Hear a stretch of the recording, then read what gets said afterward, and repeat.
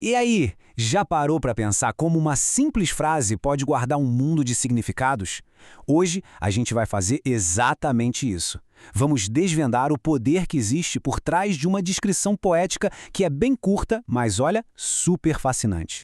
O nosso ponto de partida é este aqui. Ângel Gonzalez, Ironia e Melancolia Poética. À primeira vista parece só uma anotação, né? Um rótulo. Mas vamos ver como essas poucas palavras, na verdade, são a chave para entender toda uma obra de arte. Então, a grande questão é: que ideias tão poderosas estão escondidas aí? Pensa nisso como se fosse um quebra-cabeça que a gente vai montar junto, peça por peça, até a imagem completa aparecer. Beleza, então vamos fundo nisso. Essa frase não é só uma descrição. É quase como uma receita, sabe? Uma receita para uma experiência que é ao mesmo tempo emocional e intelectual e que define o trabalho de um poeta. E para a gente entender essa receita, o plano é bem simples. A gente vai destrinchar os dois conceitos principais, ironia e melancolia. Primeiro, vamos entender cada um deles separado, para depois juntar tudo de novo. Vamos começar com o primeiro ingrediente, a natureza da ironia. E aqui a gente vai olhar para além daquele significado do dia a dia para entender a ironia como uma verdadeira ferramenta artística. Na arte, a ironia é bem mais do que um simples sarcasmo. É essa tensão, esse espaço que um artista cria de propósito entre o que as palavras dizem na superfície e o que elas realmente querem dizer. É um jogo constante entre aparência e realidade. Olha, aqui dá para ver essa tensão bem direitinho. De um lado, o que é dito, do outro, o que é de fato entendido. É a mesma coisa que olhar para uma tempestade lá fora e falar: nossa, que tempo lindo!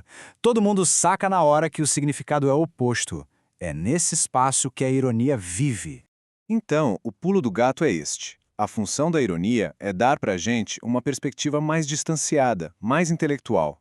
Ela nos convida a dar um passo para trás, a analisar a situação com a cabeça, em vez de só sentir com o coração.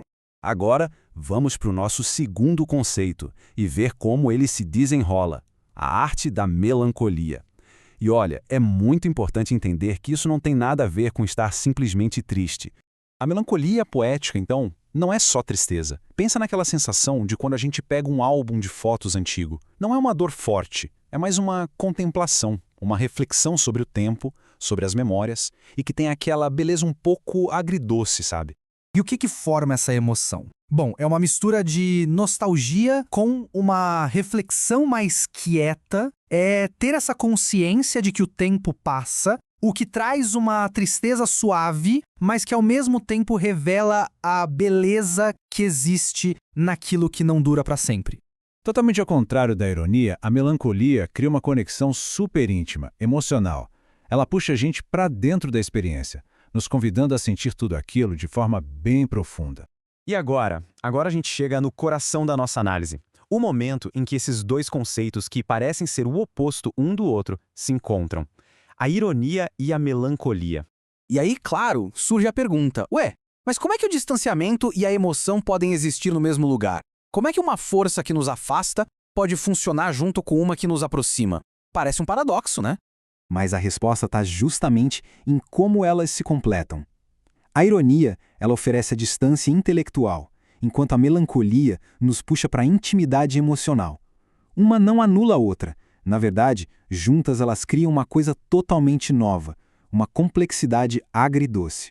E o resultado disso é simplesmente fascinante. Juntas, elas criam uma voz que consegue enxergar o mundo com o coração e com a mente ao mesmo tempo. É uma perspectiva que permite sentir profundamente, mas sem perder a clareza do pensamento. Não é um ou outro, são os dois juntos. Com essa fusão em mente, a gente consegue chegar a uma compreensão bem mais profunda. Por que essa combinação artística é tão poderosa, tão importante? O que ela realmente consegue fazer?